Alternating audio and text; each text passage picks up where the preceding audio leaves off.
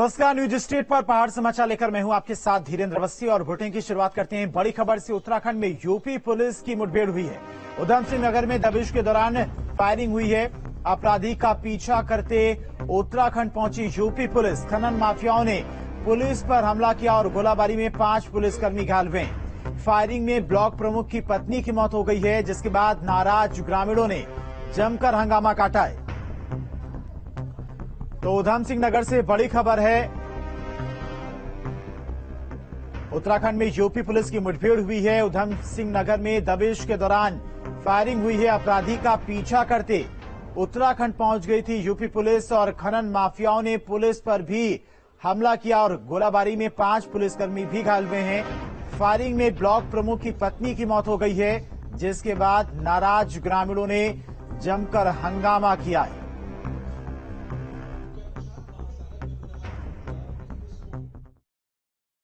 महिला की मृत्यु हो चुकी है, तो बहुत ही संवेदनशील है ये। उसके अलावा हमारा 3 पुलिस कर्मचारी मरौदाबाद का 3 पुलिस कर्मचारियों का भी इंजरी हो गई, तो वो भी संवेदनशील है। तो ये सब फैक्ट्स है। तो अभी जो है हमने इन्वेस्टिगेशन करना है। एफआईआर दर्ज हो चुका है। एफआईआर में सारे तथ्य खुल जाएगा, सारे तथ्य, लेकिन हम साइंटिफिक एविडेंस के आधार पर एविडेंस का फोकस करेंगे। तो बदमाशों का पीछा करते करते यूपी पुलिस उत्तराखंड के उधम सिंह नगर पहुंच गई थी, जहां पर फायरिंग में ब्लॉक प्रमुख की पत्नी की मौत हो गई है। वहीं खनन माफियाओं की तरफ से पुलिस पर भी फायरिंग की गई थी, जिसमें 5 पुलिसकर्मी जख्मी हो गए। फिलहाल सभी घायलों को अस्पताल में भर्ती कराया गया, लेकिन इस वारदात के बाद, इस घटना के बाद ग्रामीणों की तरफ से जमकर हंगामा किया गया है।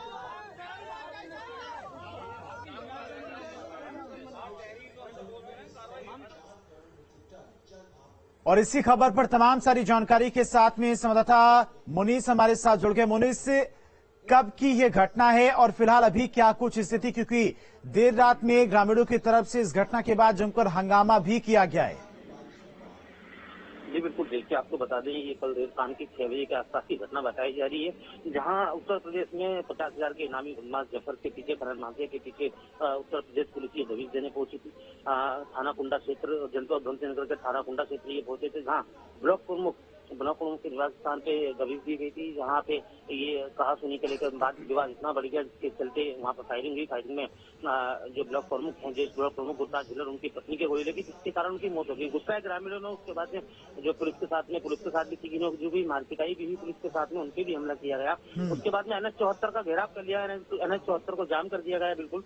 इसके बाद मौके पे आला पुलिस अधिकारी DIG कुमाऊं और जिले के कप्तान समेत दर्जनों पुलिस बल, भारी पुलिस बल मौके पे पहुंचा और समझाने का प्रयास किया गया। कई नेता भी सत्ता पक्ष के, जो गदरपुर विधायक अरविंद पांडे हुए, काशीपुर विधायक कीमा हुए, पूर्व सांसद वल्लाभ पासी भी, ये सब मौके पे पहुंचे, जिसके बाद में उनके आधार पर जो तहरीर दी है गुरदास झिल्लर ने, उसके आधार पर 302 और अन्य धाराओं में मुकदमा पंजीकृत कर लिया और आश्वासन दिया कार्रवाई का, जिसके बाद में जाम हटाया गया है NH 74 पे से। जी पुलिस जिस बदमाश को यूपी पुलिस पकड़ने के लिए उत्तराखंड के उधम सिंह नगर पहुंच गई, उस बदमाश को क्या यूपी पुलिस पकड़ पाई?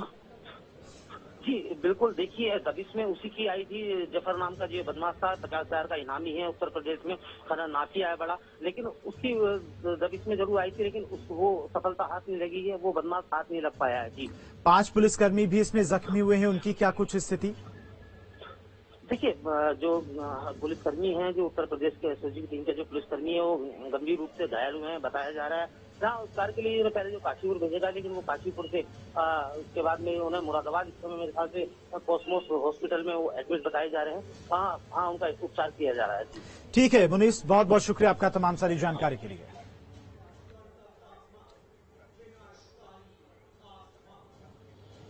और उधम सिंह नगर में बदमाशों को पकड़ने गई पुलिस टीम पर खनन माफियाओं ने फायरिंग कर दी, जिसमें 5 SOG के जवान घायल हो गए हैं, जबकि गोलाबारी के दौरान ब्लॉक प्रमुख की पत्नी की मौके पर मौत हो गई। देखिए इस रिपोर्ट में क्या है ये पूरा मामला।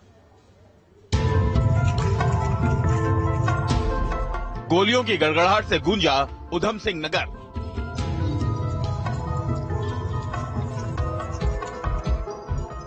पुलिस की दबिश के दौरान चली गोलियां। आपकी स्क्रीन पर दिख रही तस्वीर उधम सिंह नगर की है। यहां अपराधी को पकड़ने आई पुलिस की टीम पर खनन माफियाओं ने हमला बोल दिया और देखते ही देखते पूरा मामला गोलीबारी में तब्दील हो गया। आलम ऐसा रहा कि हमले में पुलिस के 5 जवान घायल हो गए, जबकि ब्लॉक प्रमुख की पत्नी की मौत की खबर है। बताया जा रहा है कि 50,000 के इनामी बदमाश को पकड़ते पकड़ते पुलिस उधम सिंह नगर चली गई। इस दौरान वहां एसओजी जवानों को कुछ लोगों ने बंधक बनाया और गोलीबारी भी की। चीज की पुष्टि उत्तराखंड की पुलिस द्वारा की गई है कि वहाँ पर ये जो घटना हुई है उसमें वहाँ पर एक महिला की मृत्यु हुई है और जैसा मैंने बताया अभी तक की सूचना है। हमारे पुलिस कर्मियों का भी इलाज चल रहा है, उनसे बातचीत के बाद और जैसे तथ्य प्रकाश में आते हैं आपको अवगत कराएं। स्थिति डेवलप हुई है, इसको अभी तत्काल कह पाना इसलिए मुश्किल होगा कि हमारा सबसे बड़ी प्रायोरिटी है हमारी पुलिस टीम का इलाज कराना। गोलाबारी में महिला की मौत के बाद यहाँ के हालात खासे बेकाबू हो गए। नाराज ग्रामीणों ने रोड जाम कर हंगामा काटा और पुलिस की कार्यशैली पर सवाल खड़े किए। 15-20 जने आदमी सादे सिविल में, सबके हाथ में पिस्तौल, घर में घुस गए गांव में। ये नहीं देखा कि क्या होना है, ऊपर चढ़ गए, खेचा तानी वो बीच में गुरताज भाई बिलासपुर मुखी भाई बीच वाले पोर्शन में थी, वहाँ जाके उनके यहाँ गोली लगी, पीछे पार हो गई। एसएसपी ने मुझसे कमिटमेंट किया कि बिल्कुल जैसे आम आदमी जो मुलजिम होते हैं, आम मुलजिम जो होते हैं, अपराधी जो होते हैं, जैसे घटनाओं का अंजाम देते हैं और जो पुलिस उनके साथ करती है वैसा ही व्यवहार उनके साथ किया जाएगा। मामले पर पुलिस पूरी नजर बनाए हुए है। मुरादाबाद एडीजी जोन ने घायल पुलिस कर्मियों का हाल जाना। उन्होंने बताया कि घायलों को हमलावरों के चंगुल से बचाकर मुरादाबाद के निजी अस्पताल में भर्ती कराया गया है, जहां उनका इलाज जारी है। हमारे 5 कर्मचारियों को घायल है, इसमें से 2 गंभीर रूप से घायल हैं, चोट इंजरी भी है। सभी का इलाज यहाँ चल रहा है कॉस्मोस हॉस्पिटल में। और ये मुख्य रूप से जिसके हॉट परसूट में हमारी टीम गई थी वो 50,000 का इनामी है, उसका आपराधिक इतिहास है। यूपी में अपराधियों को पकड़ने की कवायद तेज है। ऐसे में दरिंदे अपनी जान बचाकर भागने को मजबूर हैं, लेकिन खाकी का भी कर्तव्य है कि इन शातिरों से लड़ते लड़ते आम जनता प्रभावित न हो। Team news state. चलिए आगे बढ़ते हैं। बड़ी खबर बता दें आपको, पीएम मोदी का 2 दिवसीय उत्तराखंड का दौरा। 21 और 22 अक्टूबर को पीएम का उत्तराखंड का दौरा है। 21 अक्टूबर को पीएम मोदी का केदारनाथ का दौरा है और 21 अक्टूबर को बद्रीनाथ भी जाएंगे प्रधानमंत्री मोदी। चमोली में सेना के अधिकारियों से भी मुलाकात करेंगे। दिवाली से पहले मुख्य प्रधानमंत्री मोदी का उत्तराखंड का दौरा है। 21 और 22 अक्टूबर को प्रधानमंत्री उत्तराखंड के दौरे पर रहेंगे। 21 अक्टूबर को पीएम मोदी केदारनाथ के दौरे पर रहेंगे। वहीं 21 अक्टूबर को बद्रीनाथ धाम भी जाएंगे प्रधानमंत्री मोदी।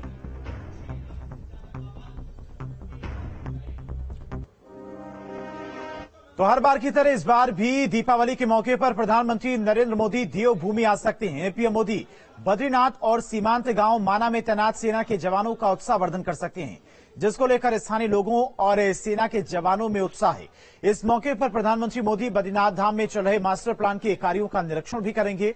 वहीं जिलाधिकारी हिमांशु खुराना का कहना है कि बद्रीनाथ में चल रहे मास्टर प्लान के कार्यों की लगातार मॉनिटरिंग की जा रही है। केंद्र और राज्य सरकार के उच्च अधिकारी कार्यों का वक्त वक्त पर निरीक्षण करते हुए आवश्यक निर्देश दे रहे हैं।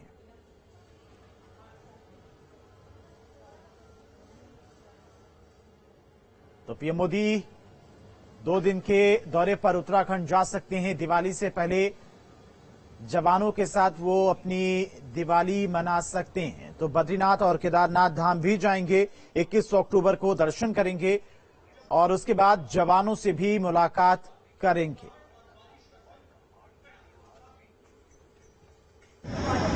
देश के प्रधानमंत्री नरेंद्र मोदी इस बार की दीपावली माणा में जो तैनात सेना के जवान हैं उनके साथ मना सकते हैं, ऐसा कार्यक्रम अभी संभावित है। लेकिन इससे पहले भी प्रधानमंत्री देश के कई सीमाओं पर जवानों के साथ दीपावली मनाकर उनका उत्साहवर्धन कर चुके हैं। प्रधानमंत्री के कार्यक्रम में शासन भी पूरी तरह से तैयारियों में है, क्योंकि बद्रीनाथ में मास्टर प्लान के तहत जो कार्यक्रम चल रहे हैं, जो निर्माण कार्य हो रहे हैं, उनको लेकर भी प्रधानमंत्री यहाँ पे निरीक्षण कर सकते हैं। तो कहीं न कहीं प्रशासन और जो केंद्र की जो टीम है बद्रीनाथ के मास्टर प्लान कार्य को देख रहे हैं, उनमें भी उत्साह है, स्थानीय लोगों में भी उत्साह है और सेना के जो जवान हैं उनमें भी खासा उत्साह प्रधानमंत्री के संभावित कार्यक्रम को लेकर है। Surendra Rawat, news state, Chamoli. PM Modi 2 दिन के दौरे पर 21 और 22 अक्टूबर को केदारनाथ आ रही हैं। पीएम मोदी के दौरे से पहले सीएम धामी ने केदारनाथ धाम का दौरा किया और निर्माण कार्यों का जायजा लिया।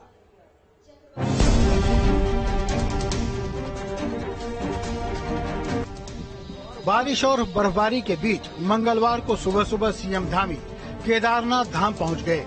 बाबा केदारनाथ के दर पर सीएम धामी ने मत्था टेका, प्रदेश की खुशहाली का आशीर्वाद मांगा और साधु संतों से मुलाकात की। भगवान केदारनाथ जी से पूरे प्रदेश में तमाम प्रकार की आपदाएं, विपदाएं, विघ्न बाधाएं सब दूर हों।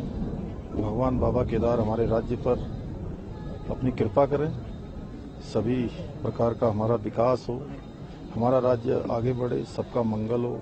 भगवान आने वाले सभी तीर्थयात्रियों की, श्रद्धालुओं की, सबकी यहाँ मनोकामनाएं पूर्ण करें। बाबा केदारनाथ के दर्शन के बाद परिसर में चल रहे निर्माण कार्यों का सीएम धामी ने निरीक्षण किया। सीएम धामी ने निर्माण कार्य कर रही एजेंसी को सभी निर्माण कार्यों को तय समय सीमा में पूरा करने के साथ ही गुणवत्ता बनाए रखने की सख्त हिदायत दी। केदारपुरी का भव्य निर्माण कार्य हो रहा है। आज मैं वो भव्य निर्माण कार्य, उसका जो पुनर्निर्माण का चल रहा है, उसको देखने भी आया हूँ, उसको देख भी रहा हूँ।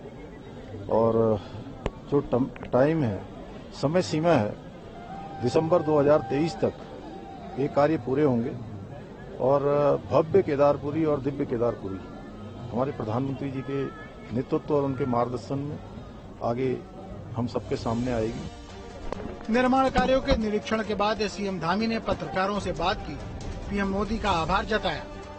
चाहे बद्रीनाथ जी हों, चाहे केदारनाथ जी हों, चाहे अयोध्या जी हों, चाहे काशी हो, चाहे आज महाकाल हो, हर दिशा में नए निर्माण और पुनर्निर्माण के कार्य हो रहे हैं। और यह सब कार्य माननीय प्रधानमंत्री जी के प्रधानमंत्री बनने के बाद धर्म और संस्कृति के उत्थान का पर्व मनाया जा रहा है। पीएम के कार्यक्रम को लेकर तैयारियां तेज हो गई हैं और इसी कड़ी में सीएम धामी भी तैयारियों का जायजा लेने पहुंचे थे। केदारनाथ धाम से रोहित डेमरे के साथ टीम न्यूज स्टेट। बढ़ते आगे देहरादून से बड़ी खबर है। सीएम धामी की अध्यक्षता में कैबिनेट की बैठक हुई। सचिवालय में हुई धामी कैबिनेट की अहम बैठक। सभी मंत्री इस बैठक में मौजूद रहे। बैठक में 26 प्रस्ताव लाए गए। 26 प्रस्ताव में से 24 पर मुहर लगी है और सीएम धामी की अध्यक्षता में सचिवालय में कैबिनेट की बैठक हुई है।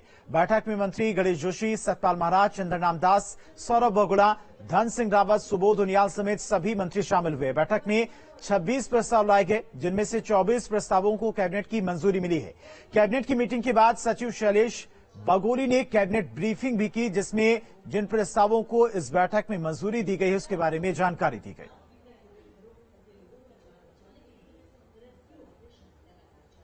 समाज कल्याण विभाग का एक मद है जिसमें अटल आवास योजना एक चलाई जाती है, जिसमें धनराशि अभी काफी कम दी जा रही थी और इसमें उस धनराशि को जिस तरह से प्रधानमंत्री आवास योजना में है 1,30,000 के आसपास उसके बराबर करने का 1,20,000 और 1,30,000 करने के लिए माननीय मंत्रिमंडल का अनुमोदन दिया गया। जो हमारे व्यापारी हैं, जो जीएसटी में पंजीकृत हमारे व्यापारी हैं, उनका जो बीमा है उसकी 5 लाख से बढ़ाकर उसको 10 लाख रुपए किए जाने के संबंध में आज निर्णय हुआ है। उच्च शिक्षा विभाग का मद है, जिसमें एक निजी यूनिवर्सिटी को पहले लेटर ऑफ इंटेंट दिया गया था, उसका नाम चेंज करके अब हरिद्वार यूनिवर्सिटी करने का आज इसके लिए विधेयक लाया जाएगा। इसका आज उसकी माननीय मंत्रिमंडल के द्वारा नाम। उत्तराखंड कैबिनेट की महत्वपूर्ण बैठक में 26 प्रस्तावों में से 24 पर कैबिनेट ने मुहर लगाई है। प्रदेश के कर्मचारियों को जल्द ही खुशखबरी मिल सकती है, क्योंकि दीपावली के बोनस के लिए कैबिनेट ने मुख्यमंत्री को अधिकृत किया है। यानी मुख्यमंत्री के आदेश के बाद राज्य कर्मचारियों को दीपावली का बोनस जारी किया जाएगा। इसके साथ ही सड़क दुर्घटना राशि को बढ़ाकर 1 लाख से 2 लाख रुपए किया गया है। प्रदेश में राजस्व पुलिस क्षेत्र को खत्म करके रेगुलर पुलिस को दिए जाने के मामले पर मुख्यमंत्री को अधिकृत किया गया है और इसके साथ ही मुख्यमंत्री इस मामले पर चरणबद्ध तरीके से फैसला लेंगे। एक महत्वपूर्ण फैसला और कैबिनेट में हुआ है, जिसमें महिला आरक्षण मामले में सुप्रीम कोर्ट में सरकार की तैयारी तो चल ही रही है, साथ में सरकार के स्तर पर मुख्यमंत्री को अधिकृत किया है कि वो इस पर अध्यादेश के मामले में विचार करें। वीडियो जर्नलिस्ट सोनी कुमार के साथ सुरेंद्र डसीला, न्यूज स्टेट देहरादून। तो 24 प्रस्तावों पर कैबिनेट की मुहर लगी है। सड़क सुरक्षा नियमावली में बदलाव किया गया है। 26 प्रस्ताव कैबिनेट की बैठक में लाए गए थे, जिनमें से 24 को मंजूरी मिली है। बढ़ते आगे, तो उत्तराखंड में अंकिता भंडारी हत्याकांड के बाद राजस्व पुलिस व्यवस्था को खत्म करने की मांग सोशल मीडिया से लेकर हर प्लेटफॉर्म पर नजर आ रही है। बुधवार को हुई कैबिनेट की बैठक में भी इसका असर देखने को मिला। सरकार ने 6 नए थाने और 20 चौकियां बनाने के प्रस्ताव को मंजूरी दी है।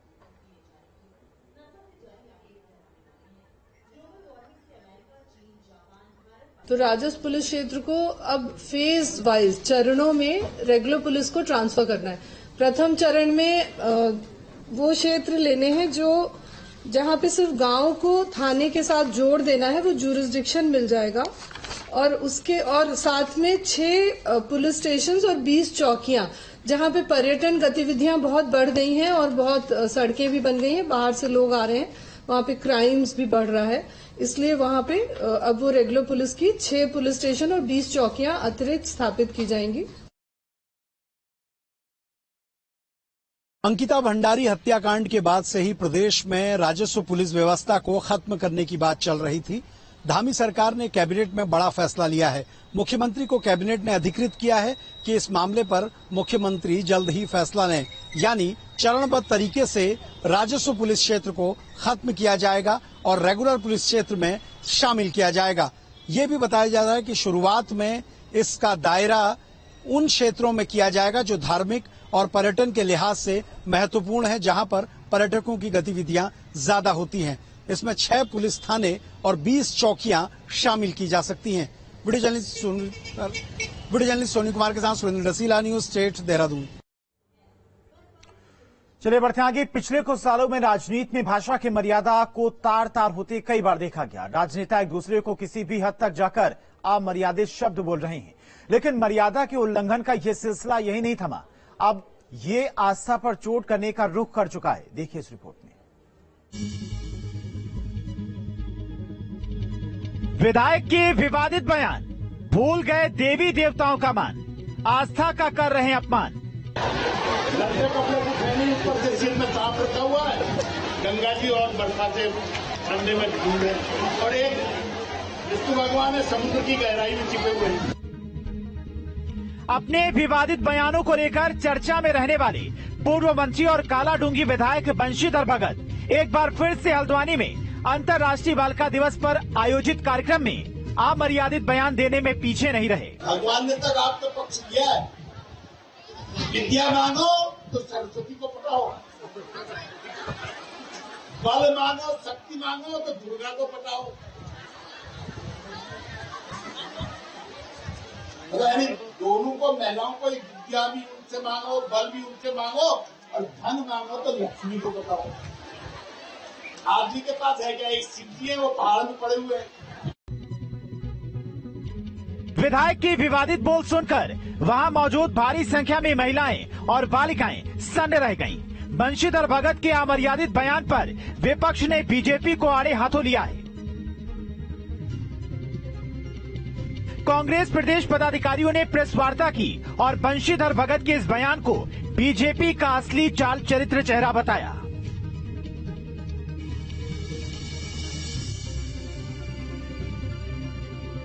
भारतीय जनता पार्टी के वरिष्ठ नेता जो इस समय विधायक हैं वर्तमान में और पहले मंत्री रहे राज्य में, उनका एक सोशल मीडिया में बयान जिसमें वो देवी देवताओं का अपमान कर रहे हैं, मां सरस्वती का अपमान कर रहे हैं, मां लक्ष्मी का अपमान कर रहे हैं, मां दुर्गा का अपमान कर रहे हैं, शंकर भगवान का, विष्णु भगवान का अपमान कर रहे हैं। और के पूर्व अध्यक्ष और वर्तमान में विधायक बंशीधर भगत के द्वारा हिंदू सनातन धर्म और देवी देवताओं का अपमान किया गया, वो अक्षम्य है।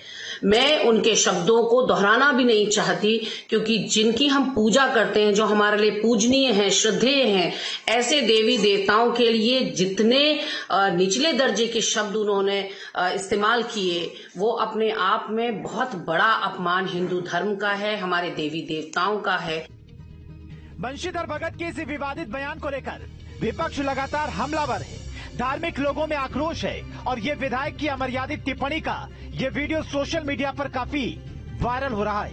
हल्द्वानी से भूपेंद्र रावत के साथ टीम न्यूज स्टीक। और बंशीधर भगत के अमर्यादित बयान को लेकर कांग्रेस प्रदेश अध्यक्ष करण महरा का भी बयान आया है। महरा ने भी बंशीधर भगत के साथ साथ बीजेपी पर जमकर हमला बोला है।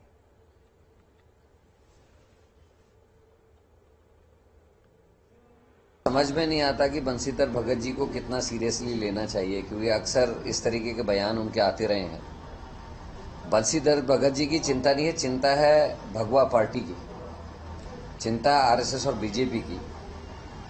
ये सारे केस ऐसे हैं कि अगर शायद जो बयान बंशीधर भगत का दिया हुआ है, अगर किसी अन्य पार्टी के सदस्य ने इस तरीके का कोई बयान दिया होता या उनकी जबान फिसली होती तो अभी तक उसके कपड़े फट चुके होते, पुतले जल गए होते और उसका घर का घेराव हो गया होता। अंतर्राष्ट्रीय बालिका दिवस के अवसर पर एक कार्यक्रम में पूर्व कैबिनेट मंत्री और विधायक बंशीधर भगत ने देवी देवताओं पर अमर्यादित टिप्पणी की थी, जिसको लेकर उनकी खूब किरकिरी हुई थी। जिसके बाद आज बंशीधर भगत ने हल्द्वानी में मीडिया के सामने अपना पक्ष रखते हुए सफाई दी। इस दौरान उन्होंने कहा कि मेरा मकसद किसी की भावनाओं को आहत करना नहीं था।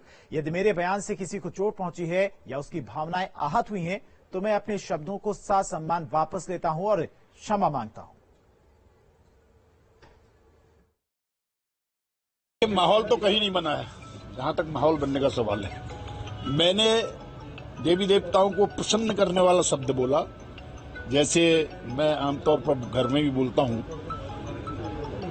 अगर उसमें कोई किसी को ऐसा लगता है कि मैंने गलत बोल दिया है, तो मैं बहुत विनम्रता के साथ हृदय की गहराइयों से उसको वापस लेता हूं, उसको क्षमा मांगता हूं। लेकिन मैंने किसी की आत्मा को या भावना को ठेस पहुंचाने के लिए नहीं कहा। मैंने तो भगवान को प्रसन्न करने के लिए, जैसे माँ को कोई भी आप नहीं बोलता, तू बोलते, तो वो प्यार है। ऐसे ही मैंने भी प्यार से बोला, लेकिन किसी को उसको खराब लगा तो मैंने उसको वापस ले लिया, बात खत्म। और खबर देहरादून से है। गणेश सिंह मरतोलिया यूके के चेयरमैन बनाए गए हैं। उत्तराखंड पुलिस के रिटायर्ड आईजी हैं गणेश सिंह, जिन्हें चेयरमैन बनाया गया है। मरतोलिया एस राजू के इस्तीफे के बाद यह पद खाली था, जहां पर अब रिटायर्ड आईजी गणेश सिंह को नियुक्ति दी गई है। तो देहरादून से ये बड़ी खबर है। उत्तराखंड पुलिस के रिटायर्ड आईजी हैं एस राजू के इस्तीफे के बाद पद खाली हो गया था, जहां पर अब आईजी गणेश को नियुक्ति दी गई है। और फिलहाल इन्हीं खबरों के साथ पहाड़ समाचार में इतना ही। बने रहिए न्यूज स्टेट के साथ।